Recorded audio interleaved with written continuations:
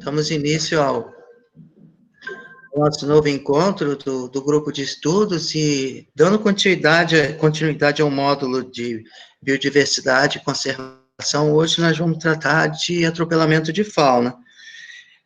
É um tema relativamente, para não dizer muito triste, então, assim, é bom preparar os corações, porque realmente, assim, não tem como falar de atropelamento de fauna sem mostrar a tragicidade que é essa problemática no Brasil e no mundo. Então, assim, nós pretendemos conceituar, passar e dar uma visão geral sobre o atropelamento de fauna. A partir de então, nós passaremos um vídeo e abriremos um breve debate. Eu espero que até as 8h30 da noite nós consigamos realizar essa proposta. Então, enfatizando o que eu venho enfatizando em nossos encontros, quais são as maiores causas de perda de diversidade biológica no mundo?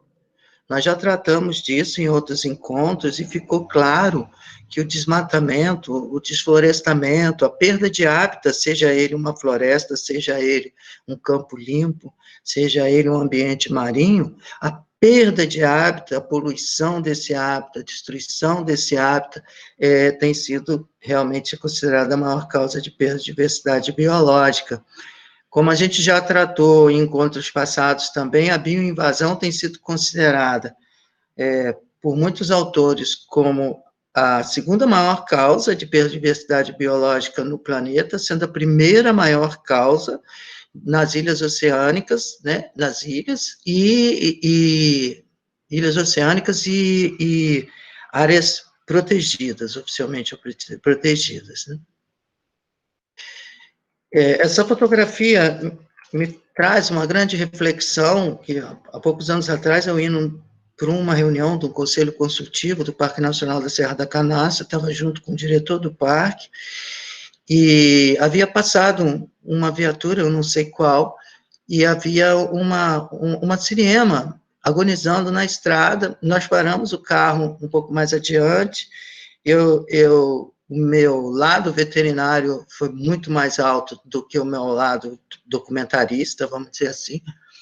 Então, eu deixei a câmera no carro, peguei uma toalha, fui até o asfalto, um pano, alguma coisa que eu tinha, e era um casal, eles não têm dimorfismo sexual aparente, então tinha um animal sobre um toco de uma cerca, todo arrepiado e absolutamente agonizando, porque percebia que tinha perdido o seu par, né, que estava, assim, abatido, lesionado na estrada, no asfalto, enquanto o animal do asfalto também não queria deixar eu me aproximar, porque estava também agonizando, e aquela cena me marcou muito, e eu percebi que se houvesse, porque, assim, na verdade, eu já me sinto sensibilizado, mas se houvesse um aluno ali comigo e visse aquela cena na real mesmo, eu acho que o coração dele ia se tocar de tal forma que uma das prioridades que ele daria na vida talvez fosse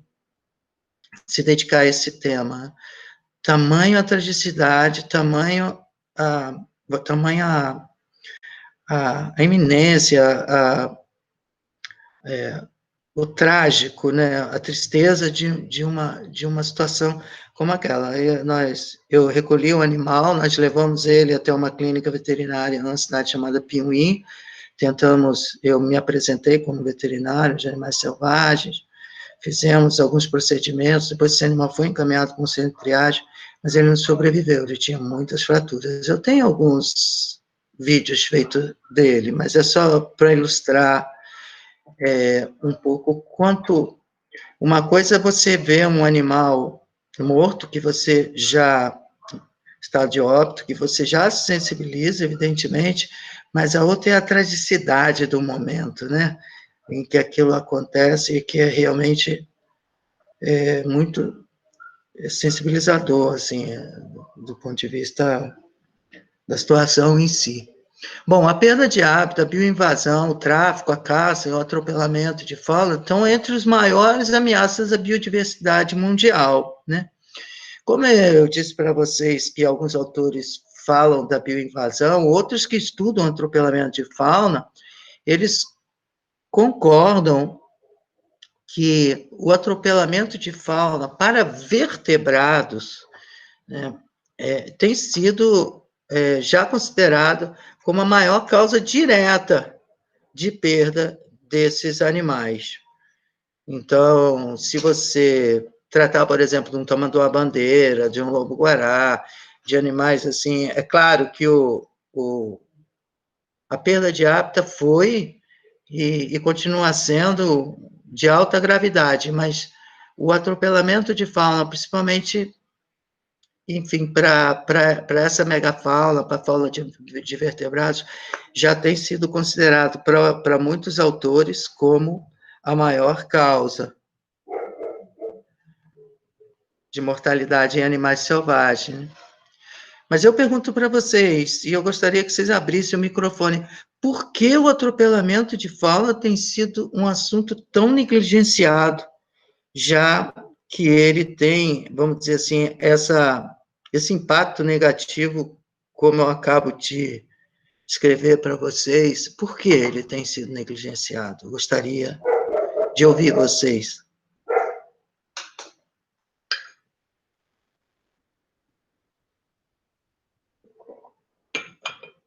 Por favor. Ou vocês acham que ele não tem sido negligenciado?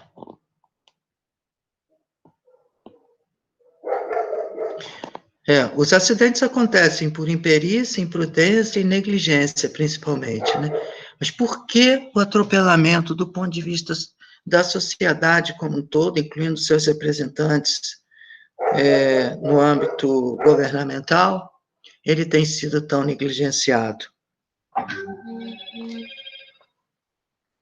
Bom, como ninguém se manifestou, eu vou traçar aqui algumas reflexões que eu tenho feito.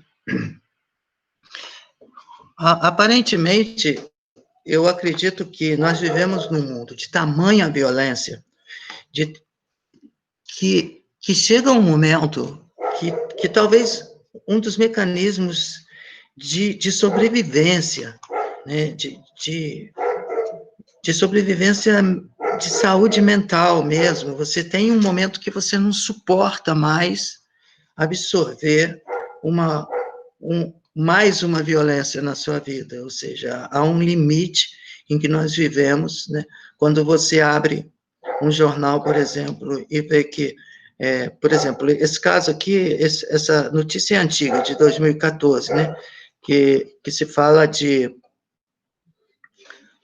até 130 mil estupros por ano no Brasil, na melhor das hipóteses, né? Esse jornal, Folha de São Paulo, e que são 15 estupros por hora no Brasil. Quando você olha uma outra pesquisa mais recente, falando de crianças de 10 a 13 anos são as principais vítimas, que aumenta a cada ano, isso aqui já é absolutamente mais recente. Quando você abre um jornal, liga uma televisão, você dá que existem 385 milhões de crianças vivendo na pobreza, né? Segundo um estudo, entre 767 milhões de pessoas que vivem na situação de pobreza extrema, 385 são crianças de 0 a 17 anos, né? Se você pega uma notícia mais recente, de 2019, né, mais de 9 milhões de crianças e adolescentes de até 14 anos vivem em extrema pobreza no Brasil. Quase 50% dessas crianças, ou seja, vivem em estado de pobreza. Então, quando nós nos deparamos com um mundo de tamanha violência, eu me recordo muito bem quando eu voltei da Alemanha, e quando eu morava lá, eu ouvia muito rádio para eu poder fixar o idioma.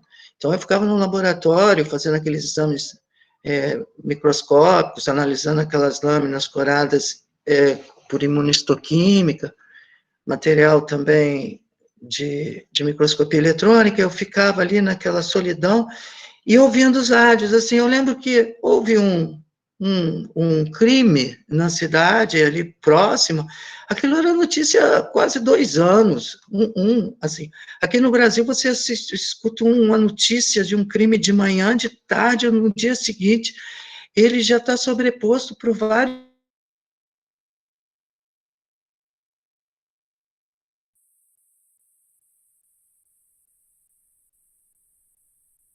faculdade veterinária, eu estava fazendo um documento e comecei a ouvir um bum, bum, bum, bum, bum, bum, bum. Eu falei, gente, isso é o quê? É time de futebol? É Flamengo jogando, Fluminense, Botafogo, Vasco, alguma coisa?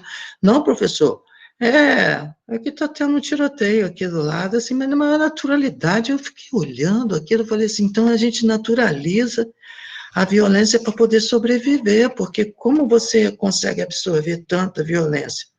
Então, de repente, você anda numa estrada e vê um bicho morto, assim do lado, sei lá, um pombo, um pardal, seja ele exótico ou não, e às vezes as pessoas passam ao lado desses animais e não tem estômago, não tem tempo, não tem mais um espaço dentro de tanta violência para se sensibilizar, talvez, com aquilo, talvez seja um mecanismo de sobrevivência, talvez não. Mas eu penso muito nisso, porque os animais estão aí na rua mortos, cara, e a gente passa do lado deles e como se isso fosse natural, e não é.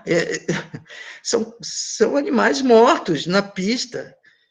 Então, são questões para a gente refletir e pensar que, de acordo com o Centro Brasileiro de Ecologias de Estradas, né, uma referência de 2016, morrem 475 milhões de animais por ano nas rodovias brasileiras. Se você pensar que a população brasileira é alguma coisa um pouco maior do que 210 milhões, 212, eu não me recordo bem o que o IBGE falou recentemente, mas esse número, mesmo que a população brasileira seja 220 ou 240 mil, esse número ainda é mais que o dobro, não digo 240, que daria 480, né? Mas ele é mais que o dobro, na real, da população brasileira. Então, é um número alarmante do ponto de vista da tragicidade e do ponto de vista da perda da biodiversidade, que tanto a gente já discutiu, o quanto é importante para a manutenção da vida como um todo. E quem são as maiores vítimas? Né? Muitas não são vistas. Né? Os pequenos vertebrados, ou seja, os anfíbios, que vocês precisam conhecer eles um pouquinho mais, né? Os pequenos répteis, esses vertebrados de menor porte, eles atingem cerca de 90% dessas vítimas, né? E sendo que, dependendo do estudo, né, os vertebrados de médio porte, que incluem, por exemplo, uma siriema que eu mostrei, uma coruja, e animais de médio porte, de forma geral, em torno de 9%, e os vertebrados de grande porte, como um tamanduá, como uma onça ou mesmo um lobo-guará, né, uma anta, já atingem um número, um percentual bem inferior, embora isso traduzido em números é um contingente bastante expressivo. Também há estudos que demonstram onde ocorrem os maiores óbitos. É claro, se você estudar a malha rodoviária do Brasil e a quantidade de veículos circulantes, etc., você vai perceber que a região sudeste é a região, naturalmente, de maior trânsito e, consequentemente, um dos motivos para que tenha o maior percentual. Então, só no âmbito comparativo, né, muitos de nós têm em mente, assim, consciente ou subconsciente, que o tráfico de animais selvagens é importantíssimo do ponto de vista do combate ao tráfico, né, porque estimativas apontam 38 milhões de espécies silvestres sejam capturadas na natureza no Brasil. Isso é um número absurdamente considerável e coloca esse tráfico como uma outra tragédia que o Brasil vive. Mas se você comparar 38 milhões de espécies silvestres capturadas com 475 milhões, a gente está falando de um número mais que 10 vezes maior. Então, o atropelamento de fauna, só para que a gente tenha uma percepção da importância desse tema. Né? Em outra perspectiva, se nós vislumbrarmos as frações de segundo, ou seja, a cada segundo eu pisquei, eu falei aqui com vocês, 15 animais já morreram. Pisquei, 15 animais foram vítimas de atropelamento de fauna, algo em torno de 1,3 milhão de animais por dia mortos, né? Animais que muitas vezes vocês, que são a elite vamos dizer assim, do academicismo brasileiro, vocês que eu falo que são de universidades federais no Brasil inteiro, universidades estaduais também, públicas de forma geral, muitas vezes, assim, só recentemente reconhecem essas espécies, no caso aqui, por exemplo, um tamanduá-mirim, né?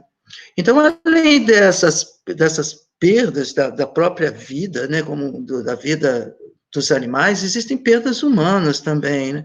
Então, muitos países, como a Espanha, ela tem as suas estatísticas um pouco não tão recentes, até 2012, com 38 óbitos de humanos por conta do atropelamento com a fauna selvagem, e, claro, o animal selvagem normalmente também vem a óbito, e os custos econômicos disso, esses atropelamentos, só para a Espanha, custam mais de 100 milhões de euros anualmente. Então, conforme eu venho dizendo, esse perigo é maior do que se imagina. Existem muitas pessoas que vêm a óbito, até pessoas que têm um coração bom, que tentam desviar de um animal silvestre e acabam comprometendo a sua vida e mais das pessoas que estão ao redor, né? Então, é um problema, de fato, complexo. Um artigo recente na revista Clínica Veterinária, por colegas veterinários e também um médico, eles fizeram um estudo que há tempos eu venho buscando esses dados, né, e só de acordo, no Brasil, né, em 2018, de acordo com a Polícia Rodoviária Federal, ocorreram 856 acidentes com animais nas pistas, no Brasil, que causaram 75 óbitos em humanos, né, no ano de 2018. E esses acidentes, no caso, eles não estão diferenciando o animal selvagem de animal doméstico, mas é o atropelamento de fauna como um todo. E o abandono de cães nas proximidades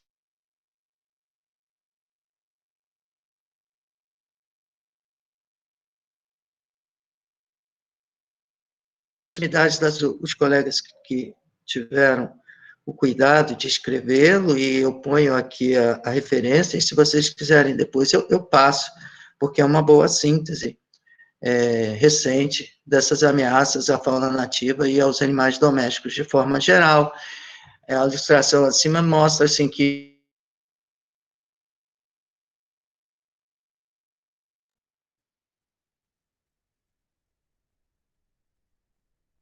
também, ainda retornando às questões das perdas econômicas, alguns estudos feitos num... Não, Professor, pois não. desculpa te atrapalhar, é porque tá travando um pouco o seu áudio, acho que é a internet. É, Aí, talvez eu vou tentar, eu vou parar aqui, Eduardo, por favor, cessa a gravação, eu vou trocar de posição, vou me aproximar mais do sinal da internet aqui de casa para ver se melhora.